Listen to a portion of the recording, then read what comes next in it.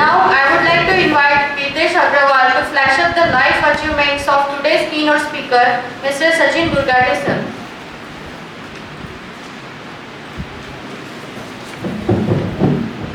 Very good morning to one and all present here. Today, myself Kirtesh Agrawal and I am here to light up the life achievement of my real life god, Mr. Sachin Burgade sir.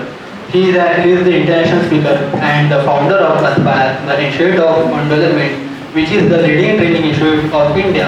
He has been working in education industry for 17 plus years and playing a role of educator effectively. Today, Aspire is a name of revolution and thousands of people are getting trained and moving steadily in their life. He is a true professional, international and trusted keynote speaker. He feels honored to share his life experiences with others. 3 million plus people have heard him as a keynote speaker across the platform. Thousands plus programs and workshops are organized across the world. He has been a keynote speaker of international and national conferences. Many lives turns into positive to his lectures. Recently, Aspire, the Institute of Human Development, is awarded with the most innovative Institute of Human Development Training in India at the hands of HRD Mission Sri Murli Manohar Joshi sir. His life and success story was televised on Zee TV in the show named The Real Hero. Aspire, the Institute of Human Development, is honored and awarded with prestigious and National Achievers Award for Education Excellence at the hands of Sri Ram Nivas Goyal and Kanhaiya Kannu. Aspire, the Institute of Human Development, has been awarded at the Constitution Club of India by Social Impact Award 2018-19 at the hands of Kiran Seth, renowned film actress and MP of Chandigarh. He has been honored by JCIB Outstanding Young Person in 2014. This award was given to Amitabh Bachchan in 1981, Sachin Tendulkar and many more. He has been nominated for 10 Outstanding Young Persons in the world. He has been honored with the prestigious award of Vidarbha Maitri Gaurav Puraskar in Nagpur. Daily Lokmat has mentioned him as a youth icon. He is a columnist and writes for renowned newspapers in Maharashtra like Sakal and Maharashtra Times. He has been invited by the HUB Singapore National Youth Council Academy to address the youth of Singapore in October 2014. As such as the event UAE Dubai organized a grand motivational talk for the people of Dubai in 2017 by our keynote speaker Sachin Burgade sir. He has been honored by various films and organizations across India. He has been to Malaysia, Singapore, Dubai, Sri Lanka, Hong Kong, Thailand, UAE, Qatar and Indonesia on various assignments. He delivers every year a workshop in various countries for students and professionals. It is organized by Aspire, the Institute of Human Development. So far, it has been organized in Singapore, Thailand, Malaysia, UAE and Qatar and Thailand. He recently has been on the assignment of American Institute. Sir is a mission on to make this world a better place to live. Thank you so much, sir. Thank you all. Thank you so much, Kirtesh. Now, without wasting time, I like to call the man to whom we all are eagerly waiting to hear. The man who is on the mission to make this world a better place to live. Our today's keynote speaker, respected Mr. Sachin Burgade sir.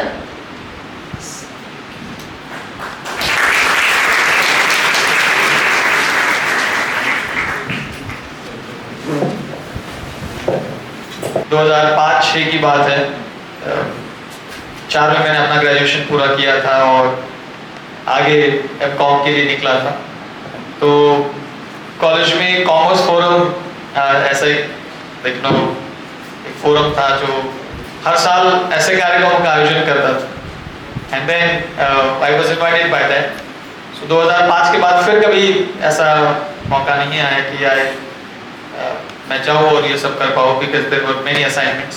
This time Kirtesh was actually after me for this and he kept visiting Aspire and he kept requesting like you please make it somehow or the other and I said okay. I mean finally चलो मैं जाकर at least कुछ share करूँ, कुछ बोलूँ, कुछ बताऊँ।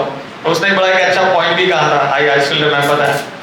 उनका पॉइंट ये था कि सर कॉलेज में नैक कमेटी बहुत जल्दी आ रही है और तो अब सब लगभग 70% असेसमेंट हो चुका है कुछ रिपोर्ट्स के जरिए, और 30% असेसमेंट बाकी है। और उस 30% के असेसमेंट में मुझे ऐसा लगता है आप लोग भी सहमत होंगे, राहुल सर सहमत होंगे, तिड़के सर सहमत होंगे इस बात से, उस 30% में हम सब लोगों का कम्युनिकेशन बड़ा मैटर करेगा। ठीक है, आप कैसे अपने आप को प्रेजेंट करने वाले हैं। तो वो कह रहा था कि सर हम लोग कॉमर्स के कुछ 30 एक लोग हैं और कुछ 30 एक बच्चे साइंस, 40-50 बच्चे साइंस के हैं। तो उसने कहा कि सर कॉमर्स का नंबर थोड़ा कम है। तो सर अभी हमें भी पता नहीं है कि नया कम्युनिटी के सामने कैसे बोलना है, क्या बोलना है। तो अगर आप ये शेयर कर पाए कि कुछ कम्युनिकेशन के एंगल से बड़ा फायदा होगा। अब बात ऐसी है कि ये ऐसा विषय है कि जिस विषय को लगभग मैं पिछले ये सब 18-20 साल से जीना चालू है कि I am known for my words, I am known for my communication skill, I am known for my public lectures. So naturally इस विषय पर काफी गहरा बोला जा सकता है, चर्चा हो सकती है। और प्रैक्टिकली स्पीकिंग सारे के सारे कॉलेज में पढ़ने वाले सारे स्टूडेंट्स के लिए भी ये कम्युनिकेशन उतना ही इम्पोर्टेंट है, क्योंकि मैं कई बार ये शेयर करता हूँ कॉमर्स वालों के लिए, because I also I did my graduation in commerce, बाद में एमकॉम, बाद में एमबीए, तो ये सारा मैनेजमेंट से ही रिलेटेड है। तो आजकल एमबीए कॉलेजेस बड़े फेमस है और ग्रेजुएशन के बाद सब लोग उधर ही जाना चाहते हैं। अक्सर ऐसे ही कोर्सेज का चुनाव किया जाता है। बड़े बड़े कॉलेजेस में तो इन 2 सालों में ज़्यादा से ज़्यादा आपकी सिर्फ फिनिशिंग की जाती है, फिनिशिंग स्कूल की तरह ये लोग काम कर लेते हैं। And then at the end आप इंटरव्यू में कैसे परफॉर्म करते हैं ये मैटर करता है। और आपका इंटरव्यू में जो कुछ भी हो रहा है वो सारा का सारा सब कुछ कनेक्टेड है कम्युनिकेशन से। सो मुझे ऐसा लगता है कि सिर्फ ये विद्यार्थियों के लिए नहीं, बल्कि एक ऐसा सब्जेक्ट है कि जिससे सारे के सारे लोग कनेक्टेड हैं, और इस पर जितना ज़्यादा काम किया जाए उतना फायदे का ही है। वैसे कहावतें बहुत बोली गई है इसके पहले, बहुत सारे लोग बोलते हैं कि कम्युनिकेशन कितना इंपॉर्टेंट है, बुरा नहीं बोलना चाहिए, अच्छा बोलना चाहिए, अच्छा कम्युनिकेशन होना चाहिए, ब्ला ब्ला ब्ला। वो सारी 5-10 मिनटों में चर्चा करेंगे ही करेंगे। बट मेरी कोशिश ये रहेगी कि मैं आप लोगों को कुछ ऐसा कुछ सुना सकूं, कुछ ऐसा शेयर करा सकूं जो डायरेक्टली और इनडायरेक्टली आपके कम्युनिकेशन पर कोई इम्पैक्ट छोड़ जाए। मेरा ऐसा व्यक्तिगत मानना है, मुझे लगता है कि सारे गुरुजन यहाँ पर मेरी इस बात से सहमत होंगे कि किसी भी व्यक्ति का पर्सनालिटी 1 मिनट में उसका मुंह खोलने के बाद पता चल जाता है। Do you agree? इसका मुंह खोलने के बाद उसके मुंह से क्या निकलता है, कौन से शब्द निकलते हैं, क्या कहता है, इससे उसके कद का, उसके व्यक्तित्व का पूरा अंदाजा लिया जा सकता है। शायद इसीलिए कम्युनिकेशन एक बहुत बड़ा रोल प्ले करता है ओवरऑल आपके डेवलपमेंट में, आपके ओवरऑल पर्सनालिटी के डेवलपमेंट में। अब हो ये जाता है कि ये जो प्रोसेस है ये कोई हम लोगों को बहुत टेक्निकली कोई सुनाता नहीं है, कोई शेयर नहीं करता है। इससे आगे जाके जब हम लोग अपना ग्रेजुएशन और पोस्ट ग्रेजुएशन पूरा कर लेते तब हमको रियलाइज होता है कि हमने तो इस वाले स्किल को डेवलप किया ही नहीं। बोलते आना इसका मतलब ये नहीं है कि आपका कम्युनिकेशन अच्छा है। बहुत सारे लोगों के पास प्रोफेशनल क्वालिफिकेशन होता है, इसके साथ वो लोग बोल पाते हैं, शेयर कर पाते हैं, बट इसका मतलब ये नहीं कि इन सभी लोगों का कम्युनिकेशन बहुत अच्छा है। कम्युनिकेशन ये एक ऐसा रादर मैं कहूँगा कि एक साइकोलॉजिकल प्रोसेस है जो सारे लोगों को समझकर, जानकर हम लोग अपने बातों को रखना चालू करते हैं। जब जब ये आपको नहीं समझ में आता है तब आप आपके करियर में रहे या पर्सनल व्यक्तिगत निजी जीवन में रहे, वहां पर आपकी 100% हार होती ही है। मैं इस बात का डेफिनेटली उदाहरण लूंगा कि आप किसी लॉयर के पास पहुंचिए, किसी वकील के पास पहुंचिए और उन्हें पूछिए कि जो भी केसेस आती है स्पेशली शादियों से कनेक्टेड, डिवोर्स के लिए, तो ये केसेस में 80 से 90% दोनों हस्बैंड वाइफ के बोलने के तरीके और कम्युनिकेशन के वजह से ही उनके झगड़े वहां तक पहुंचे होते हैं और डिवोर्स तक चला जाता है। व्यक्तिगत जीवन में, निजी जीवन में आप नोटिस करके देखिए कि कई सारे लोगों का अपने आपस में ही परिवार में बात नहीं बनती है। बहुत सारे लोग आपस में बोल नहीं पाते हैं। और जहां जहां पे रूड और बड़ा तीखा बोला जाता है, बहुत ही गुस्से में बोला जाता है, वहां पर रिश्ते तो कमजोर भी होते हैं। बॉयज के मामले में तो ये अक्सर देखने के लिए मिला है कि 12वीं कक्षा, फर्स्ट ईयर, सेकेंड ईयर में वहां आते आते पिताजी से अपने रिश्ते थोड़े थोड़े कम होते जाते हैं, इनडायरेक्टली कम्युनिकेशन कम होता जाता है। पापा जिस दरवाजे से आते हैं हम किसी और दरवाजे से निकल जाते हैं, हाँ या ना में ही बात होती है। ये पूछते हैं थोड़ा सा कुछ एक दो सवाल, फिर ये जवाब दे देता है, फिर ये कुछ बोल देता है, फिर और वो एक दो जवाब दे देते हैं और उसके बाद विषय खत्म हो जाता है। आप नोटिस करके देखिए कि कम्युनिकेशन सिर्फ हमें बोलते आना यानी हम लोग काफी बेहतर है, कम्युनिकेशन में ऐसा नहीं है। ये एक ऐसी प्रोसेस है, एक साइकोलॉजिकल प्रोसेस है जो बहुत अच्छे तरीके से समझना होता है, और जब तक ये समझ में नहीं आती, जब तक हम लोग इस पर काम नहीं करते, तब तक वो इम्प्रूव नहीं होती है। इसलिए शायद एक प्रोसेस के तहत हम सब लोगों को गुजरना चाहिए, जाना चाहिए। मैं मजाक में एक उदाहरण इससे कनेक्टेड बहुत बार सुनाता हूँ कि कैसे कुछ लोग बोलकर कैसे लोगों का दिल दुखाते हैं, तकलीफ में डालते हैं। ऐसा कहते हैं कि आप जब बोल रहे होते हैं तो कम्युनिकेशन के जादू में आप लोगों को दिखा सकता हूँ एक ऐसा काइंड ऑफ एक्सपेरिमेंट कि अगर मैं आपके सामने इस वक्त अगर बात कर रहा हूँ तो क्या होता है कि ऊपरी लेवल पर, सुपरफिशियल लेवल पर ऐसा प्रतीत होता है कि I am delivering a lecture, I am talking to you all and you all are listening to me. पर वास्तव में ऐसा नहीं होता है। वास्तव ऐसी है कि जब मैं आपको सुना रहा होता हूं तो आप उसी वक्त आप अपने दिमाग में कुछ सोच रहे होते हैं और अपने अपने हिसाब से आने वाले डायलॉग्स और सेंटेंसेस के हिसाब से सोच रहे होते हैं, और वो आप फिल्टर करके सुन रहे होते हैं, अपने पास आने दे रहे होते हैं, और ये पूरी तरीके से आपके अनुभव से ही जुड़ा हुआ होता है। कोई कुछ भी सोच सकता है। अगर मैं कुछ यहाँ पे कुछ एक आधा उदाहरण दे दूं तो आप कुछ उस उदाहरण से जुड़ा हुआ सोच सकते हैं। अगर मैं आपके व्यक्तिगत जीवन का उदाहरण दूं तो आप उससे कनेक्टेड कुछ सोच सकते हैं। अगर कुछ भी हो सकता है, आप कभी भी डायरेक्ट किसी का कुछ भी नहीं सुनते हैं, बल्कि उस पर सोचते हैं और सोचकर आप तक ये सारी बातें पहुंचती है। उदाहरण दे रहा हूं इस बात को और ताकतवर करने के लिए। एक LIC के एजेंट थे, इंश्योरेंस के एजेंट थे, रादर कंपनी का नाम लेने से बेहतर, एक कंपनी के इंश्योरेंस बेचने वाले एक एजेंट थे। और ये सभी लोगों को ना एक टारगेट होता है, गोल होता है कि आपको ना साल की 12 केसेस बेचनी ही है, और वो प्रेशर इतना रहता है भारी कि आपको किसी भी हालत में इंश्योरेंस की पॉलिसी निकालना है। अब ये क्या करते हैं सभी लोग, ये आस पड़ोस के सभी लोगों को ढूंढना चालू करते हैं।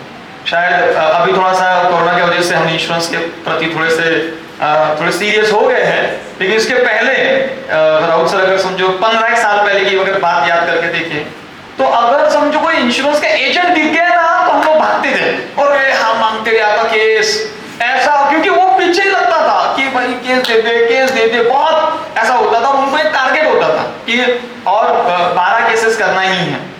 अब क्या होता है कि भारत में उस जमाने में कम्युनिकेशन अलग अलग जरिए होता है, तो भारत में उस जमाने में इंश्योरेंस पॉलिसीज बहुत ज्यादा ठीक से नहीं बेची जाती थी। उसके पीछे का कारण था कि सबसे बड़ा ब्रांड था LIC का, उसके टैगलाइन में ही लिखा हुआ था कि जिंदगी के बाद भी, जिंदगी के साथ भी और जिंदगी के बाद भी।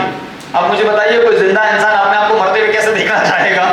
और अगर अच्छा आप उसको समझो कन्विंस करके उससे बात कर रहे हो, कम्युनिकेट कर रहे हो और उसे कन्विंस कर रहे हो किस लिए कि भाई तू मर जा, बहुत अच्छा पैसा मिलेगा। अब मुझे बताइए कौन लेना पसंद करेगा? तो उस जमाने में ये बहुत जल्दी बेचा नहीं जाता था। कोरोना में पता चला बहुत सारे लोगों को। तो ऐसा ही एक व्यक्ति किसी के घर में जाता है और जाने के बाद अब इसे इस बात की खबर नहीं है, बोलना है जो निकला मुंह से, जैसा सिचुएशन है वो वाला कह देंगे। तो वो ना बारी बारी वो जो जिस काका के घर पे ये गया हुआ है तो गया बैठा और उसने चालू किया, काका समझो तुम मर गए तो तुम्हारा घर का क्या होगा, कौन चलाएगा घर? और मैं वहां पे बैठा हुआ था। भाग्य से मैं वो काका के चेहरे पर होने वाले बदलाव देख पा रहा था। हल्के फुल्के थे लेकिन देख पा रहा था, दिख रहा था, नजर आ रहा था। फिर अब वो मस्त माहौल में बैठा हुआ है वो एजेंट और बस मौका ढूंढ रहा है कि वो अपनी बात को कैसे रखे। उतने में उनकी बिटिया पानी लेके आ जाती है, चाय लेके आ जाती है। तो वो कहता है काका समझो तुम मर गए, तुम्हारी बेटी की शादी कौन करेगा, कैसे करेंगे आप, कैसे होगा? फिर वो इधर उधर देखा, फिर उसने घर देखा, घर थोड़ा सा खराब था तो उसने कहा कि मरम्मत की जरूरत है। काका समझो तुम मर गए तो ये घर का मरम्मत कौन करेगा? काका यूं तो सांवले हैं लेकिन लाल होते हुए मैं देख पा रहा था कि ये काका अब कभी भी फट सकते हैं और ये बंदे को पिता उसको लिटरली घर से हटा दे सकते हैं। लेकिन वो काका वो सुनने का नाम ही नहीं ले रहा है, बारी बारी मारते जा रहे हैं, बार बार कह रहा है कि काका तुम मर गए तो, काका तुम मर गए तो, बेटा आ गया, काका तुम मर गए तो बेटे का एजुकेशन कैसा होगा। और एक समय आ गया कि वो वोल्केनो जमीन को फाड़ के बाहर आ गया और काका ने उसको इतना चिल्लाया, उठ निकल मेरे घर से, हकाल दिया लिटरली। और हकालते वो कह रहे थे कि तेरे वजह से मैं अपने आप को घर में मरा हुआ देख रहा हूं, बस मैं यहीं पे देख रहा हूं, मैं इधर सोया हूं, सारे रो रहे और मेरा नाम ले रहे हो, कह रहे कि चांगला होता भाई। हाँ अब मैं बताने की ये कोशिश कर रहा हूं कि वो जो पॉलिसी बेच रहा था वो कोई बुरा चीज नहीं कर रहा था, उसे जो भी बताना था वो शायद उसका उद्देश्य बिल्कुल ही गलत नहीं था। पर कहते हैं ना कि कम्युनिकेशन एक जादू की तरह रहता है कि आप जब सामने वाले को बारी बारी अगर ये कह रहे हैं कि आप मर गए, आप मर गए, आप मर गए, तो इंसान क्या विजुअलाइज करेगा? अपने डेड बॉडी को, मृत शरीर को ही विजुअलाइज करेगा। उसमें भी बिटिया की शादी, घर की मरम्मत, बेटे का एजुकेशन, परिवार, तो उससे तो यही दिमाग में आएगा ना कि मर के मेरे घर को फायदा होने वाला है। अब वो मर के घर को अगर फायदा होने वाला तो क्यों भाई ऐसा कुछ करे जो आज पैसा दे दे और उससे मेरे घर का फायदा होगा। मुझे लगता है कि रादर उस एजेंट ने अगर ये कहा होता कि अगर बैठा हुआ है बिटिया पानी का ग्लास लेकर आ गई और ये कहा होता कि काका कौन सा बाप अपने बेटी की शादी धूमधाम से करना नहीं चाहता, सिर पे पगड़ी है, रास्ते पर अपने शादी के पंडाल के सामने खड़ा है, स्वागत कर रहा है, धूमधाम से शादी होगी, पैसा लगेगा। और आजकल सारी चीजें बड़ी महंगी हो गई है, आपको एक साथ पैसा लगेगा, फिर वो पैसा आएगा कैसे? तो शायद छोटा छोटा जमा करके आ जाएगा।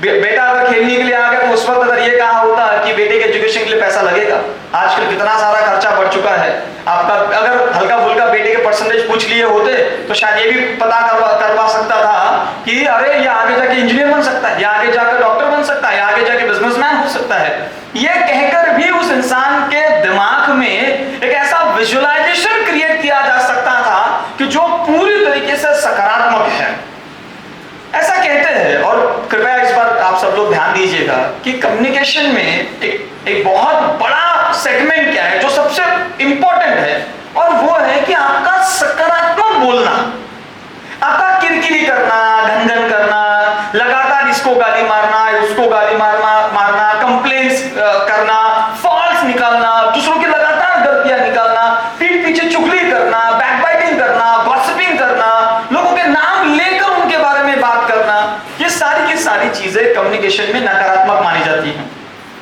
ऐसे कम्युनिकेट करने वालों, ऐसे कम्युनिकेशन में अपनी बात को रखने वालों को ज्यादा समाज, सोसाइटी ज्यादा एक्सेप्ट नहीं करता है।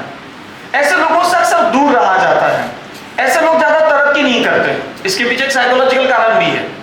इट इज सेड दैट कि जब भी कभी आप कुछ भी जब बोल रहे होते हैं, कुछ भी कह रहे होते हैं, तो वो सिर्फ वर्ड्स नहीं होते हैं, वो आपकी भावनाएं होती है, और वो वर्ड्स के जरिए उन भावनाओं को बहुत ताकत दी जाती है।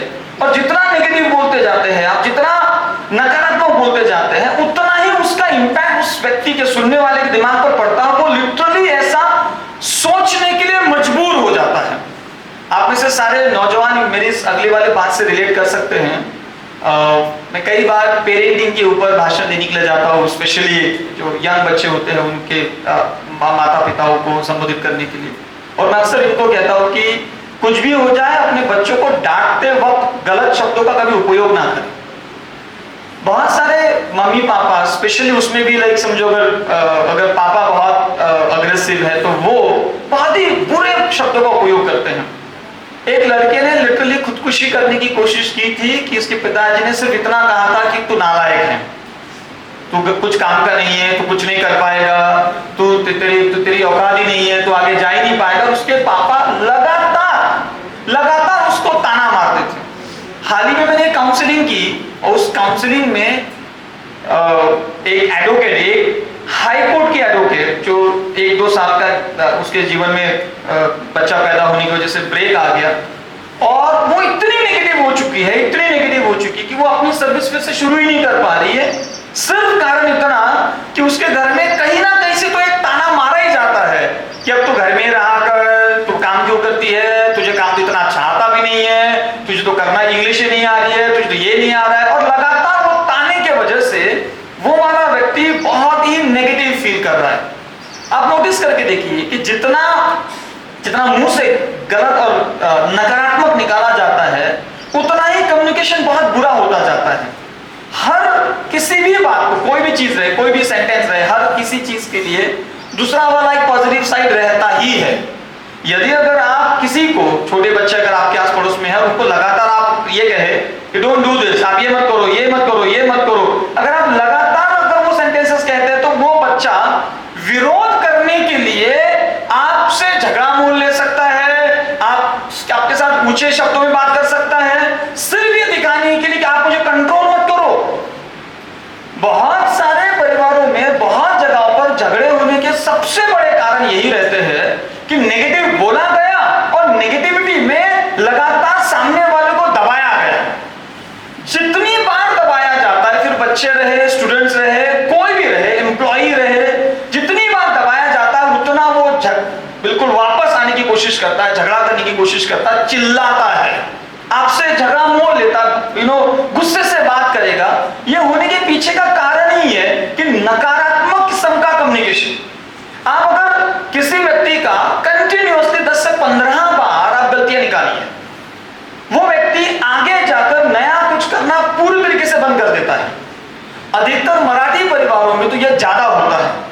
कंटिन्यूअसली मराठी परिवारों में बोला जाता है, बार बार कहा जाता है कि हम ये नहीं कर सकते, हमें वो नहीं करना चाहिए, हमने ये नहीं बनाना चाहिए। ये सारे के सारे सेंटेंसेस लिटरली सामने वाले व्यक्ति का नकारात्मक थॉट प्रोसेस को इंस्पायर करता है और वो लिटरली ऐसा बन जाता है। कम्युनिकेशन का मतलब आपको बोलना आता है, ये कम्युनिकेशन नहीं होता है। आपके लोग, आपके आजू बाजू के लोग, आप लोगों को कैसे समझ रहे हो, इनके दिमाग में क्या चल रहा है, किसके साथ क्या बात करनी है, ये सारी बातें बहुत मैटर करती है। जब तक आप सकारात्मक कम्युनिकेशन को एक्सेप्ट नहीं करते हैं, जब तक आप सकारात्मक वे को एक्सेप्ट नहीं करते हैं, तब तक आपका कम्युनिकेशन इंप्रूव नहीं होता है, तब तक आपका इमेज, आपका पर्सनालिटी, आपका व्यक्तित्व ग्रो नहीं होता है। इसलिए एक बात को हमेशा माइंड में परमानेंटली डाल दें कि जितना हो सके उतना सकारात्मक, पॉजिटिव बोलने की कोशिश करें। पॉइंट आउट करने से बेहतर, गलतियां निकालने से बेहतर, कहीं पे अगर आप सामने वाले व्यक्ति से अगर मैं छोटा सा किस्सा सुनाता हूं अगली वाली बात रखने से पहले। 10 साल तक मोटा मोटी अमेरिका के प्रेसिडेंट थे बराक ओबामा, और दुनिया में वो इतने चर्चाओं में थे कि उनका कम्युनिकेशन ये प्रोबेबली दुनिया के बेस्ट लीडर्स में से एक माना गया है। बहुत सुंदर वो बोलते थे। उसके कम्युनिकेशन जो मंच पर से जो बोला जा रहा है, जो डायलॉग्स डिलीवर हो रहे हैं, उसके अलावा भी वो व्यक्तिगत जीवन में भी बहुत अच्छे कम्युनिकेटर थे। उनके केबिन में अगर आप कभी जाए तो उनके बारे में चर्चा अभी भी यूट्यूब पर अवेलेबल है। यदि अगर आप उनके केबिन में जाए तो वो कभी भी अपने मोबाइल फोन को हाथ नहीं लगाते थे। डू यू नो दैट कि आप अपने मोबाइल फोन को कहां पे रखते हो और किस तरीके से उसको ट्रीट करते हो, ये दर्शाता है कि आप सामने वाले को क्या कम्युनिकेट कर रहे हो।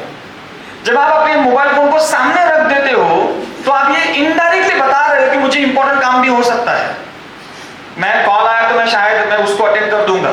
या तो फिर अगर सामने वाला तुमसे बात कर रहा है, तुम्हारी गर्दन अगर उसकी और नहीं है, हाँ बोलो बोलो मैं सुन रहा हूं, तब भी आप उसको एक संदेशा भेज रहे होते हो कि तुम मेरे लिए इतना इंपॉर्टेंट नहीं हो, तुमको जो कहना वो कह दो और छोड़ दो।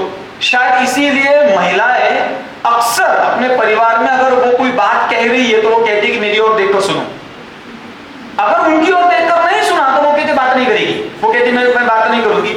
अगर आपको मुझे सुनना है तो फिर आपको मेरी ओर देखना पड़ेगा। कभी कभी तो लिटरली वो फीडबैक भी देना पड़ता है, ऐसा कि अच्छा ऐसा हुआ, फिर ऐसा वाला पूरा फीडबैक भी देना पड़ता, तब जाके उसे बहुत अच्छा लगता कि वो बोल रही है। बराक ओबामा इस बात को बहुत अच्छे तरीके से जानते थे। सामने वाले व्यक्ति को अगर 5 मिनट दिए ना तो 5 मिनटों में उन्होंने कभी मोबाइल फोन पर हाथ नहीं लगाया, पूरा मोबाइल फोन को साइड में रखा और सिर्फ उस सामने वाले व्यक्ति को देखकर वो सुनते थे। अच्छा, वो सामने वाले व्यक्ति को देखकर सुनते थे तो सामने वाले व्यक्ति को ऐसा लगता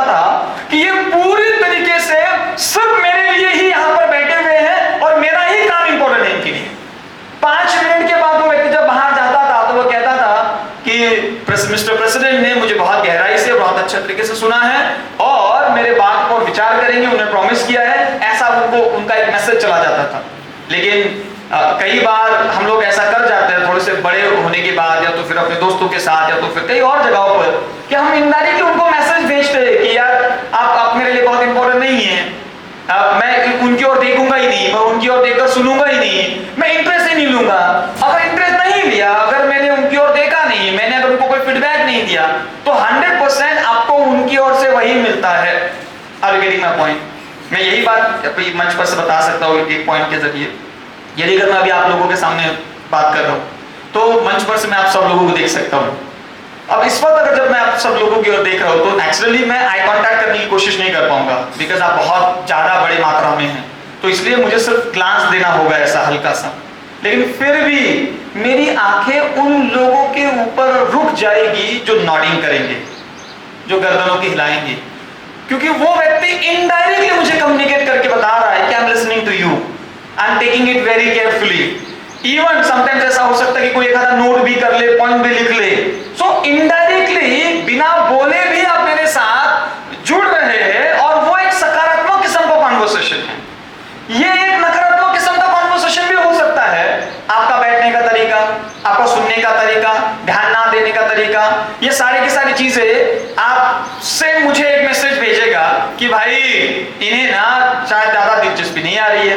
अब अगर ऐसा हुआ तो नोटिस करके देखिए, सारे प्रोफेसर इस बात से मेरे साथ सहमत होंगे कि हमारे कुछ ही स्टूडेंट बहुत फेवरेट होते हैं, बाकी दायरे बोटे यार नगा गुरु का गिनने का तुम्हें का ऐकना नहीं है वो, क्योंकि वो बिल्कुल भाव ही नहीं देते हैं, वो ऐसा बर्ताव करते कि जैसे आपकी और कोई लेना देना ही नहीं है। अब इससे क्या हो जाता है कि आपको ये जानकर बड़ी बड़ी हैरानी होगी, और मैं बहुत बड़े सवाल का जवाब भी दे रहा हूं। अब जिन जिन लोगों का अपने टीचर्स के साथ कनेक्शन ज्यादा अच्छा रहता है, वो अक्सर स्टूडेंट्स को ज्यादा अपॉर्चुनिटीज मिलती है, उन्हें मंच मिलता है, उनके ग्रो होने के चांसेस रहते हैं। चेकआउट करके देखिए कि 5वीं कक्षा से 10वीं कक्षा तक पहले, दूसरे, तीसरे, चौथे, 5वें नंबर पर आने वाले विद्यार्थी हमेशा वही होते थे, और वो 5 लोग बड़े टीचर के नजदीक होते थे, क्योंकि वो जो 5 है ना, वो पहले या दूसरे डेस्क पर बैठते थे, ऐसा मस्त हाथ ऐसे सुनते थे, आणि आपको हे दाखव ते दाखव, अरे काय डोक्यात काय आणलं, आता किती वाजलेलं का, गाडी गेली वाटलेलं का, हेड का, अपना फुल अपने दुनिया में। अब अगर ये हरकतें हो रही है तो बोलने वाले को दिखता है, अब बोलने वाला हर बार क्या बोलेगा। एक स्कूल में अगर आप मोटा मोटी 6 इयर्स के लिए यदि अगर है, तो फिर वो जानता है कि XYZ लड़का ज्यादा इंटरेस्ट लेता ही नहीं है, तो वो टीचर उसकी ओर देखेगा ही नहीं, और देखेगा नहीं तो कनेक्शन इंप्रूव नहीं होगा, कनेक्शन इंप्रूव नहीं होगा तो इससे मिलने वाली सारी बातें नहीं पहुंचेगी। अच्छा, दूसरा एक और बात, यदि अगर समझो नॉडिंग कर रहे हैं, समझो आप नॉडिंग चल रहा है आपका, तो क्या होगा कि टीचर का ध्यान आप पर आएगा, तो आपसे कनेक्ट हो जाएंगे टीचर। अब फिर उनको कोई नोट देना है और कोई काम देना है, तो वो आपको बुलाएंगे। अभी कीर्तेश ने मुझे लगता है कोई कंपटीशन जीता, उसके बाद फिर उसने कॉमर्स फोरम के लिए वो आगे आया। अब वो चेहरा आगे आ रहा है, तो अगर वो चेहरा आगे आ रहा है तो, और वो अगर काम कर रहा है, तो नेचुरली राउत सर किसको बोलेंगे? कीर्तेश को। सोबर लड़का है, सुनता भी है, अच्छे कार्यक्रम भी कर रहा है, तो उसे अपॉर्च्युनिटी ज्यादा मिलेगी। जितनी ज्यादा मिलते जाएगी वो उतना मंच पर आता जाएगा। मग आपण जे कधी स्टेजवर आलो नाही आहे ते चुपचाप तिथंच बसलेले राहू, आपण कधी बोलूच नाही, आणि हा बिचारा बोलून एक मोठा जीवनात यश मिळवून टाकेल। ये कहां से शुरू हुआ? कम्युनिकेशन के जरिए ही शुरू हुआ। सारा कनेक्शन इन सारी चीजों का कम्युनिकेशन ही है। मैं अपने जीवन में, व्यक्तिगत जीवन में जो कुछ भी हासिल किया हुआ है, वो सारा का सारा कम्युनिकेशन के जरिए ही है। लोगों से बात करना, अपनी बातों को रखना, शेयर करना, आइडियाज को पहुंचाना, लोगों को अपनी जो आइडियाज है वो कन्विंस करके, काउंसलिंग करके उन तक देना, ये सारी चीजें शायद मेरे जीवन का रोजमर्रा का हिस्सा रहा है, और वही चीज मुझे यहाँ तक लेकर आई है। यदि अगर इसमें कमजोर होता तो शायद मैं अपने संस्था को, अपने इन सारे चीजों को रन ही नहीं कर सकता था। तो मेरे 2 मुद्दे अभी तक मैंने आप लोगों को बताया। सबसे पहला वाला मुद्दा बताया कि आप सब लोग सकारात्मक चीजों को किसी भी वे में अपने कम्युनिकेशन के साथ जोड़ के देखो। वाईट शब्द बोलण्यापूर्वी, कोणावर टॉन्ट मारण्यापूर्वी, कुणाला जज करण्यापूर्वी, कुणाला वाईट म्हणण्यापूर्वी 2दा तरी विचार करावा। जितनी बार आप बुरा बोलते जाएंगे, उतनी बार आप एक नकारात्मक इमेज आपकी लोगों के सामने रखते जाएंगे, आणि एकदा का जर तुमची इमेज तशी गेली ये मेरा व्यक्तिगत जीवन का किस्सा भी याद आ रहा है, इसलिए सुना रहा हूँ। ये इमेज से जुड़ा हुआ, मैंने कल ही परसों कहीं पे ये शेयर भी किया। मैं 2003 में कॉलेज में एनएसएस में था, और एनएसएस का मैं सीआर था, वो हेड था। और फिर वो रहता है कि सीआर जब रहता है बोलते हैं, भाषण देते हैं, 10 दिन का कैंप भी रहता है। और कैंप जो रेसिडेंशियल है और यंग बच्चों का, first year second year final वालों का, उसमें फाइनल के ज्यादा रहते हैं। ये बहुत रिस्क वाला कार्यक्रम रहता है। सारा मैनेजमेंट उसके बारे में सोचता है कि बाबा सब ठीक ठाक होना चाहिए, सब ठीक ठाक होना चाहिए, और वो सीआर वाले बंदे पर ज्यादा प्रेशर रहता है। हाँ, और हमारा पूरा कॉलेज के 100 के 100 गए हम लोग 10 दिन के कैंप के लिए। 50 बॉयज एक बड़े वाले कमरे में, 50 गर्ल्स दूसरे वाले कमरे में। अक्सर ऐसा कहते हैं कि हम लोग ना अपने अपने हिसाब से अपने अपने दोस्तों को चुनते हैं। अगर इन सभी लोगों को इस पूरे हॉल में अगर शफल कर दे, यहाँ वहां जाओ जाओ, और आधा एक घंटा दे दे सब लोगों को बोलने के लिए, बात करने के लिए, तो बराबर लोग अपने अपने किस्म के लोग ढूंढ लेते। शांत शांत लोग एक अधिकारी था, गड़बड़ गड़बड़ कराने का अधिकारी था। ऐसे बराबर जैसे वो जैसे एक आधे बर्तन में सारे कलरफुल मार्बल्स डाले, और बस लाल लाल लाल एक जगह पे हुए, सफेद सफेद एक जगह पे हुए, पीली पीली एक जगह पे हुए। ऐसा ऐसा बहुत नेचुरल है। ये पहले 15-20 मिनटों में ही हो जाता। कभी कभी सिर्फ स्वभाव से नहीं, बाकी अलग अलग चीजें भी रहती हैं। सेम हुआ हमारे साथ। वो हॉल था बड़ा, सब लोगों ने अपने अपने घरों से बैग्स लाई हुई थी, और वो सारे के सारे बैग्स लेके अलग अलग जगहों पर चले गए। तो वो बस में हम गए थे, तो बस में बात हो चुकी थी, शेयरिंग हो चुका था, तो लोगों ने अपना ढूंढ लिया कि आपला गड़ी कौन, आपला गड़ी कौन, ये बराबर उन्होंने ढूंढ के रखा। वहां गए बराबर हॉल में एक जगह पे सारे हट्टे कट्टे, जिम में जाने वाले, दाढ़ी वाड़ी बनाने वाले, सारे एक तरफ, और मैं इतना सा। मैंने कहा भाई ये इनका अगर ग्रुप बन गया ना, तो ये कैंप को खा जाएंगे कच्चा, क्योंकि ये वाले खतरनाक रहते हैं। और शिवाजी कॉलेजेस में वॉकआउट कर रहे हैं, क्या बोला कर रहे हैं, माहौल दोनों जगह पर ऐसा ही है। मैं टेंशन में था, और मेरे सर जो कोऑर्डिनेटर थे, लक्ष्य रोजो सचिव पायचो बरोबर। मैंने कहा बाबा अब ये मैं दुबला पतला, ये दाढ़ी वाला है, ऐसे बोल दिया तो हम भागना पड़े। तो मैं तो वही सोच रहा था कि हैंडल कैसे करें। अब कमाल देखिए, दूसरे दिन इन्होंने अपने ग्रुप का नामकरण कर दिया, कि उन्होंने अपने ग्रुप के लिए अपना एक नाम रख दिया। नाम क्या रखा उन्होंने, तो नाम रखा गटार गैंग। और गटार गैंग के नीचे उन्होंने पंचलाइन भी बनाई। गटार गैंग के नीचे पंचलाइन भी बनाई, जैसे कैसे वो पार्ले जी का है, सच्चे स्वाद भरे, नहीं सच्चे शक्ति भरे स्वाद भरे, ऐसा ना। तो ऐसा वाला उन्होंने पंचलाइन बनाया कि हमारा नाम क्या, गटार गैंग, मुंह खोला कि गटार। तो उनका वो पंचलाइन से अंदाजा आया होगा कि वो जो आपस में बातें जो करते थे उनके ग्रुप में स्पेशली, तो वो बहुत ही गंदी बातें करते थे, बहुत ही बुरा बोलते थे, टॉन्ट मारना, जज करना, ऐसा कुछ। तो मुझे तो मजाक में वो कहते भी थे कि सचिन भाई आप हमारे पास मत रहा करो, कानों से खून निकल आ जाएगा आपका, कि आपने सुना नहीं है ऐसा भयंकर। मुझे तब ये रियलाइजेशन हुआ कि ऐसा करके, ऐसे किसी भी ग्रुप का हिस्सा बनकर, या तो ऐसा बोलकर आप उसी गैंग का हिस्सा बन रहे होते हो। फिर वो आप किसी भी ग्रुप में रहे, कहीं पर भी रहे, और किसी भी एज में रहे, गटार गैंग का हिस्सा बनना यानी लगातार किसी को नीचा दिखाना, नकारात्मक बोलना, कमेंट्स पास करना, और बुरा कम्युनिकेशन में लाने की कोशिश करना। इसलिए जितना हो सके उतना ऐसे वाले ग्रुप के कभी भी हिस्सा ना बने। अगर ऐसा बनने का मौका समझो आया कि अपने कानों में उंगलियां डाले और कहे कि बाबा यहाँ नहीं रुक सकते हम, क्योंकि इसके लिए एक रियल साइकोलॉजिकल ट्रूथ भी है कि your inner voice has lot of influence of the outer voice. Your outer voice becomes your inner voice. बाहरी दुनिया में बोलने वाली, चलने वाली बातें तुम्हारे व्यक्तित्व पर बहुत बड़ा असर छोड़ती है। जसे तुमचे मित्र तसं तुम्ही व्हायला जास्त वेळ लागत नाही। इसलिए you need to make it sure कि आपके पास ऐसे वाले लोग रहे जो शायद कुछ अच्छी वाली बातें कर सके, पॉजिटिव वाली बातें कर सके। तीसरा वाला मुद्दा मैं आपके सामने रख रहा हूं, मैं सकारात्मक बोला। दूसरा मैंने थोड़ा सा बॉडी लैंग्वेज के रिलेटेड बोला है कि आपका शरीर बहुत कुछ बोल रहा होता है, बहुत बात कर रहा होता है, कुछ ना कुछ दूसरों को कह ही रहा होता है। मैं एक मजाक के लिए एक पब्लिक स्पीक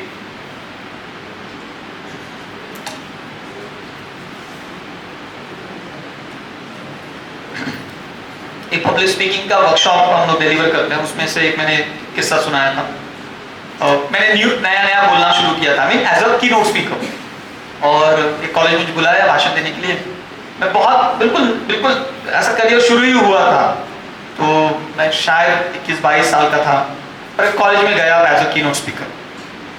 हॉल बड़ा सा था, मंच पर हम 2 ही लोग थे जिन्होंने मुझे बुलाया, वो और मैं, और फिर वो विद्यार्थियों को जानबूझ के खींच खाच के लाया हुआ था, चला कोट्यो।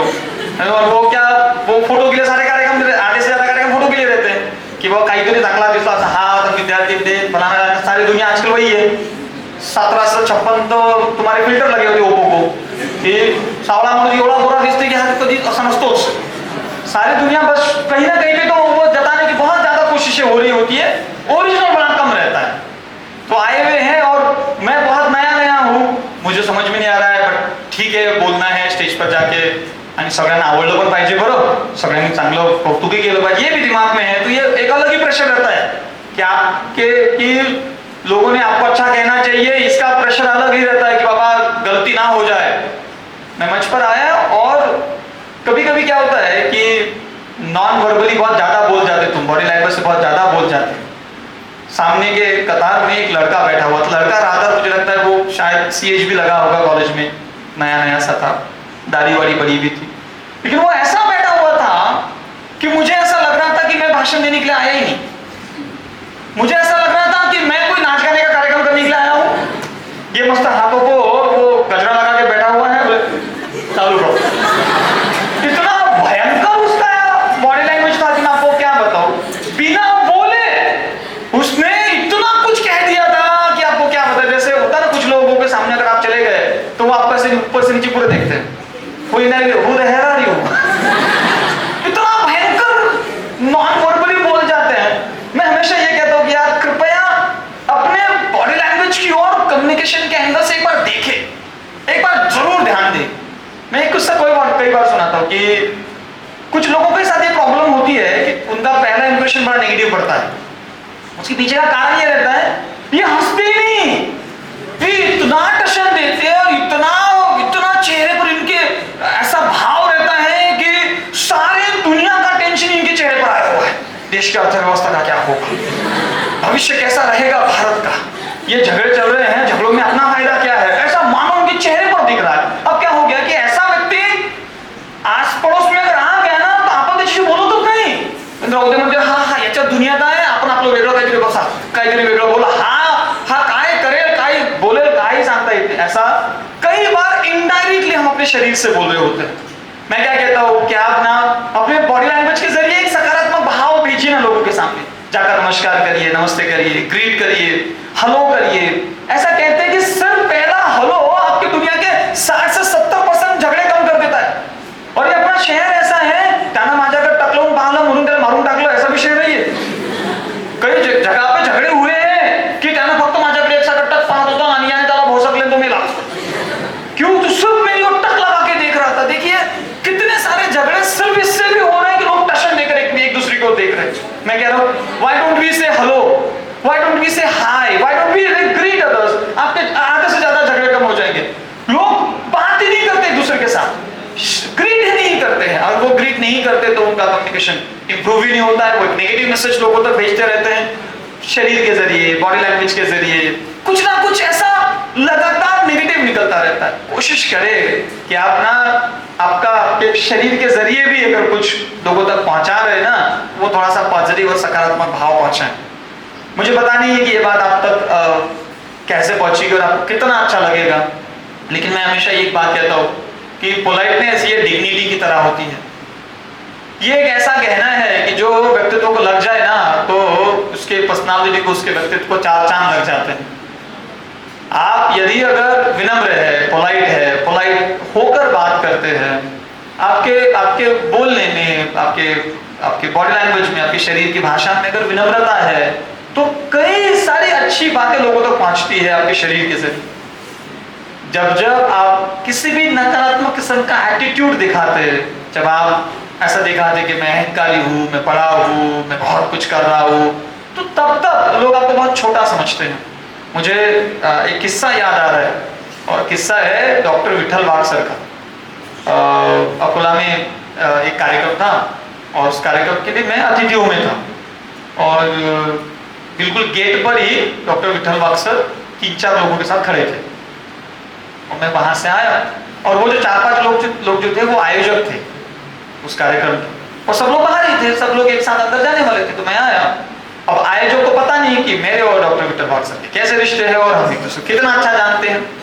तो जैसे मैं आया तो वो आयोजक है वो मेरी पहचान करा के दे रहा है वाक्सर को और कह रहा है सर आपका शहरातला एक मोठं व्यक्तिमत्व हे बघा सर भेटा या ना सचिन बुरगाडे सर।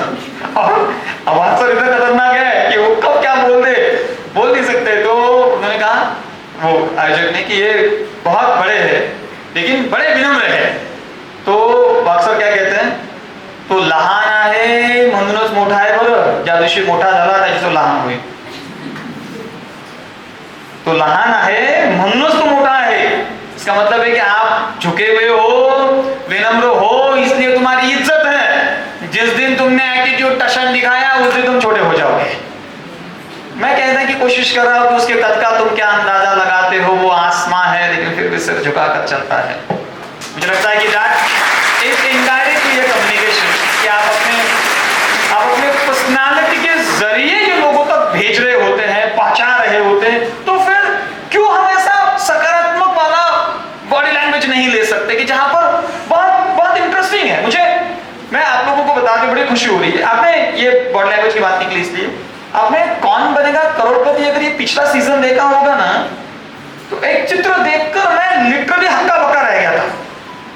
चित्र क्या था तो कि शो पर आई थी सुधा मूर्ति जी और जैसा ही गेट खुलता है सुधा मूर्ति जी अंदर आती है, सदी के महानायक श्री अमिताभ बच्चन सुधा मूर्ति जी के पैर छूते हैं। एंड वो ये शायद एपिसोड की शुरुआत में दिखाया गया था कि आने वाला एपिसोड है। मैंने खटाक से पहले क्या किया सुधा मूर्ति जी का एज चेक किया। मैंने कहा सुधा मूर्ति जी मेरे हिसाब से जितना मैंने जाना है वो तो छोटी है, तो फिर ये अमिताभ बच्चन सर इनके पैर कैसे छू रहे। पता चला कि सुधा मूर्ति जी की एज 66-67 है और श्री अमिताभ बच्चन 80 साल के हैं। सोचिए सदी के महानायक श्री अमिताभ बच्चन सुधा मूर्ति जी के व्यक्तित्व के सामने, उनके कार्य के सामने झुकते हैं। सिर्फ झुकते ही नहीं है, उन पैरों को छूते हैं। सोचिए कितना बड़ा संदेश और कितना बड़ा मैसेज हम सब लोगों को उन्होंने वहां से दिया हुआ। सोचिए क्या पर्सनालिटी है। सेम सिंधुदय सपकाल के साथ भी हुआ उसी सीजन में, उन्होंने उनके भी पैर छुए और तब तो शायद ये देश के एंटरप्रेन्योर्स में एक नया ही वेव आ चुका था कि जब नारायण मूर्ति सर ने आदरणीय श्री रतन टाटा सर से पुरस्कार लेते वक्त उनके पैरों को छुआ था। रतन टाटा सर ने अपने इंजीनियर्स के साथ तस्वीर खींचने के लिए घुटनों पर बैठे थे। एक तस्वीर उनकी वायरल है कि जहां पर खाना खाने के लिए लाइन में वो खड़े हैं प्लेट लेकर। ये सारे लोग इनडायरेक्टली कुछ तो ऐसा मैसेज भेज रहे हैं कि जो बहुत ही दमदार और ताकतवर है और उनका इमेज हम जैसे सारे साधारण लोगों में बनता है। मेरा एक दोस्त मिहान के इनॉग्रेशन के प्रोग्राम के लिए था, वो जर्नलिस्ट है, बड़े इंसान हैं और उन्होंने एक किस्सा सुनाया। उन्होंने कहा कि मिहान का इनविटेशन उनको मिला था तो इसलिए वो बड़े सच धज के गए, तैयारी करके गए और उस दिन आदरणीय रतन टाटा सर भी उस कार्यक्रम के लिए थे। अब क्या हुआ कि बड़े सारे मंत्री भी थे और रतन टाटा सर साइड में खड़े थे और वो दीप प्रज्वलन चल रहा था। सारे दिए लगभग लग गए थे, एक रह गया। तो गडकरी साहब कहते हैं कि अरे टाटा सर आइए सर आप तो अब भारतीय संस्कृति के हिसाब से वो दीप प्रज्वलन करने से पहले, दिया जलाने से पहले जूतों को निकालना पड़ता है। उन्होंने जूते निकाले और मेरा दोस्त वहां पे खड़ा था, वो देख रहा है। तो क्या देख रहा है तो उनका अंगूठा सॉक्स से बाहर आया हुआ है ऐसे। श्री रतन टाटा सर, उनके कद का तुम क्या अंदाजा लगाते हो। वो आसमां है लेकिन फिर भी सिर झुकाकर चलते। मुझे लगता है कि आपका शरीर, आपका पर्सनालिटी, आपकी हरकतें ये सारी बातें करते रहती है। बिना बोले भी हम बहुत कुछ बोल रहे होते हैं। और मैं आपको बताऊं ये मैं आप सबको क्यों सुना रहा हूं, स्पेशली स्टूडेंट्स को, क्योंकि इसके ही बदौलत शायद मैं अपने जीवन में यहाँ पर पहुंचा हूं। क्योंकि बीकॉम का स्टूडेंट था और होशियार था, पढ़ाई लिखाई में अच्छा था, लेकिन मेरे पास पैसे ही नहीं थे और इतने गरीब परिवार से आता था कि मैं अपना पूरा घर-दार बेच के हम दूसरों के घरों पर काम करने के लिए भी चले गए। तो टोटल अमाउंट बन रही थी 1.25 लाख रुपए से 1.5 लाख के बीच में। और एमबीए की फीस वहां पे उस जमाने में होती थी 4-4 लाख रुपए। तो अब फिर एक दिन आदरणीय अतकरे सर ने मुझे कहा की तुला जर पुढचं शिक्षण घ्यायचं असेल मला सांगशील पैशाची मदत लागली तर. मुझे असं लगता है की त्यांनी जे मला ते विचारलं की पैशाची मदत लागली तर सांगशील, कदाचित मैंने कभी मांगा नहीं था, लेकिन 2-3 साल जो उस कॉलेज में बिताए और जो शायद मेरी जो हरकतें उनके बुक में जो रिकॉर्ड हो रही थी उन हरकतों ने उन्हें बताया था कि ये शायद साधारण परिवार से आता है और इसको पैसों की जरूरत हो सकती है. जब मैंने ये कहा कि सर मैं MBA करना चाहता हूँ तो 4-5 प्रोफेसर सब इकट्ठा आए और उनने पहले साल का फीस दिया और मुझे MBA के लिए भेज दिया. शायद मुझे लगता है कि वो जो पैसा आना, वो सहायता मिलना, वो हेल्प मिलना, वो इनडायरेक्टली एक भेजा हुआ संदेशा था जो शायद शरीर से जाता है, बोलता है आप विनम्र है, आप हम्बल है, आप पोलाइट है, आप पोलाइटली बात करते हैं, आप अपने टीचर का सुनते हैं.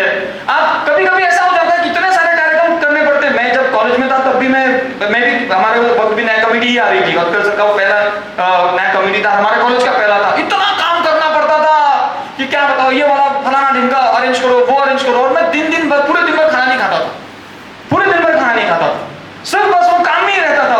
और कई बार तो टॉन्ट भी मिलता था क्लास के बच्चों से. हाल अरे सरांता चमचा, हाल अरे सरांता चमचा. मैंने कहा बता बोलो, चमचे बोलो, 5 बार बोलो, 10 बार बोलो, 100 बार बोलो. लेकिन आज से बिल्कुल 2003 जिनकी ये बात है 3-4 की, तो अभी लगभग कितना हो गया 19 साल. 19 साल बाद जिन लोगों का उस दौरान ही शादी हो गया उनके बच्चे हैं अभी 10वीं में उस दौरान. और लिटरली मैं ऑनेस्टली कहता हूं कि ये सब लोग अस्पताल मिलने के लिए आते हैं, बात करते हैं, मग म्हणतात ते पोरा तर पाचोबर काय शिक्षणाचं जर चांगलं काहीतरी त्याला चांगलं झाला पाहिजे. काकाच्या पायाला मुझे बोलते. मैंने कहा बोल आता कसं शिकवायला पाहिजे, तुझ्यासारखं शिकू की माझ्यासारखं. अरे बरे तुझ्यासारखं बापा, आम्हाला काही नहीं जमलं नहीं, तेरा ही सही था. हम उस वक्त ऐसा जोश में माहौल में थे कि वो ब्लड ऐसा था एकदम बॉइलिंग कि हम तो अपनी दुनिया में धुन में थे. लेकिन जब वक्त रेत की तरह फिसल गया तब पता चला कि यार अब तो कुछ नहीं कर पा रहे, अब तो ग्रेजुएशन वाला समय भी चला गया, पोस्ट ग्रेजुएशन वाला समय भी चला गया, तो अब नहीं कुछ कर पा रहे. मैं कहने की क्या कोशिश कर रहा हूँ, छोटा सा मुद्दा बताने की कोशिश करो कि आप विनम्र रहे, हम्बल रहने की कोशिश करें जितना हो सके उतना. हम कोई महात्मा नहीं है, हम कोई सेंट नहीं है, पर हमसे जितना बन पड़े उतना, क्योंकि वो आपके शरीर का बहुत अच्छा पार्ट है. मैं ये दावे के साथ कह सकता हूं कि ईमानदारी से 2-4 दिन पहले, 1 हफ्ते पहले शायद, आशुतोष दादा आए थे ऑफिस में. और आशुतोष वाघ सर ये अमेरिका में हैं और इन्फोसिस कंपनी के साथ काम करते हैं. उन्होंने कहा कि एक बार का थोड़ा सा कम्युनिकेशन इधर उधर भी रहा तो चलेगा, लेकिन पोराचा स्वतः विश्वास पाहिजे, त्याला थोडं बोलता आलं पाहिजे, थोडा हंबल असला पाहिजे आणि चांगलं करियर करण्याची तयारी असली पाहिजे. मैं इसे इन्फोसिस में खड़े 50 लोगों को जॉब दे देता हूँ. लेकिन हमारे यहाँ पर यही नहीं मिलता है, हमारे यहाँ पर यही दिखता नहीं है. पता नहीं क्यों हमारे यहाँ पर पर्सनालिटी, कम्युनिकेशन इन एंगलों से कभी कोई सिखाता ही नहीं है और हम कभी उसके ऊपर वर्क ही नहीं करते हैं. आप वर्क करके देखिए, कोशिश करके देखिए, उसे इंप्रूव करके देखिए. अगर कभी टीवी देखने का मौका मिले, न्यूज चैनल देखने का मौका मिले, तो ये जो कोई बड़ा लीडर है, कोई बड़ा व्यक्ति है, कोई ऐसा व्यक्ति जो उस क्षेत्र से है, तो उसको ऑब्जर्व करिए, उसको चेकआउट करिए कि वो कैसा बात कर रहा है. ये सारी चीजें बहुत मैटर करती है और वो कम्युनिकेशन में बिल्कुल सेंटर में होती है. आखिरी वाली और 2 मुद्दे कह के शब्दों को विराम दूंगा. किसी भी कम्युनिकेशन में कॉन्फिडेंस ये आपका सबसे बड़ा शस्त्र होता है. आप बोले या ना बोले, लेकिन आपका कॉन्फिडेंस बोलता जरूर है. तुम्हारे बातों पर का विश्वास बहुत मैटर करता है. किसी मोबाइल फोन की दुकान में अगर आप मोबाइल फोन खरीदने के लिए गए और अगर वो फोन बेच रहा है तो वो जिस तरीके से फोन बेच रहा है उस पर पूरी तरीके से निर्भर करता है कि वो हम फोन खरीदेंगे या नाही. बऱ्याचदा तो असं होतं की तोच फोन आपण पहिल्या दुकानात पाहतो पण तो तिथून घेत नाही, कारण त्या समोरच्यानं आपल्याशी काहीही पद्धतशीर बोललेला नसतो. आपण त्याला म्हणतो चांगला फोन दाखवा, तो फोन काढतो हा घ्या म्हणतो. कहा कसा आहे, चांगला आहे. त्यानं असं म्हटलं की आपल्याला काही विश्वास येतच नाही. मग आपण म्हणतो कल्टी मार कोटी, इधर कोई दुकान अच्छा लग रहा, दूसरे दुकान में जाने के बाद वो फोन निकालता है, कैमरा दिखाता है, देखिए कितना पिक्सल, देखिए ऐसा हाथ, देखिए ये स्लो मोशन का एक्शन, देखिए कितना जबरदस्त है. फोन देखिए ऐसे नीचे डाल के दिखाता है इधर, आपको एकदम खुशी हो जाती है. ऐसा कहते हैं कि हम वो प्रोडक्ट नहीं खरीदते, हम उसका विश्वास खरीदते हैं. वो जिस तरीके से बोल रहा है, आप अगर कम्युनिकेशन, आप इंटरव्यू में गए और बहुत डरे हुए हैं, एकदम घबराए हुए हैं, आपको कोई चुनेगा नहीं, कोई सिलेक्ट नहीं करेगा.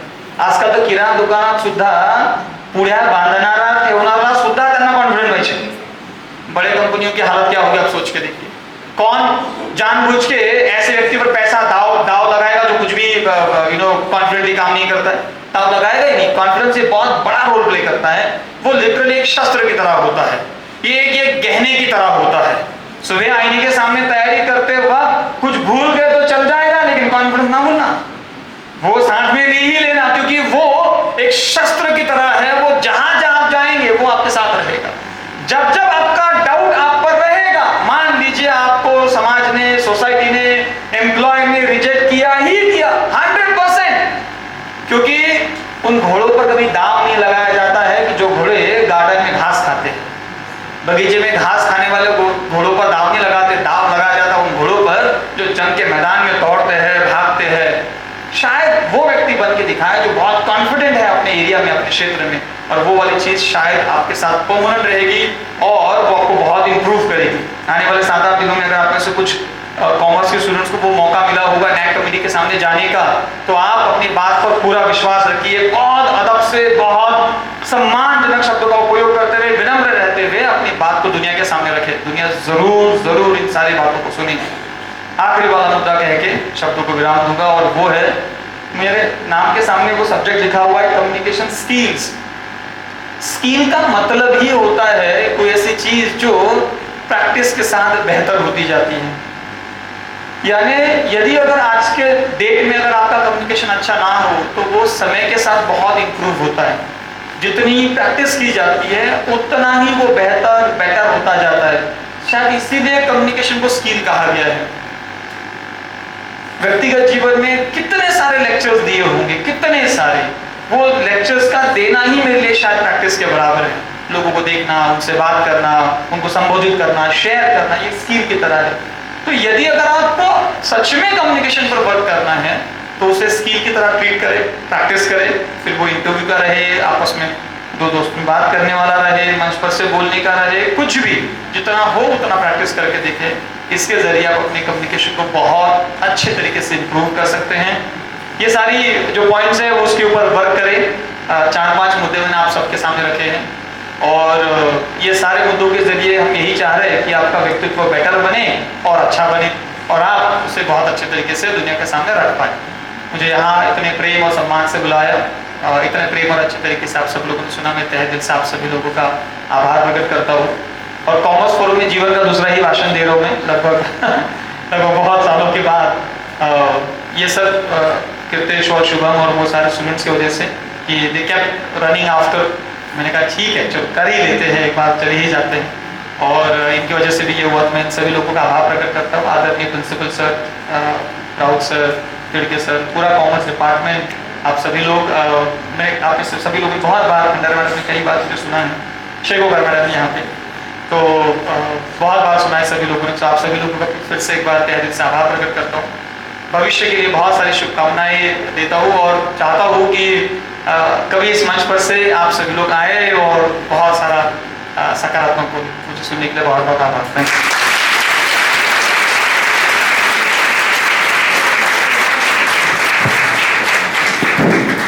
Thank you so much, sir, for your golden words. It's an honor to hear from you.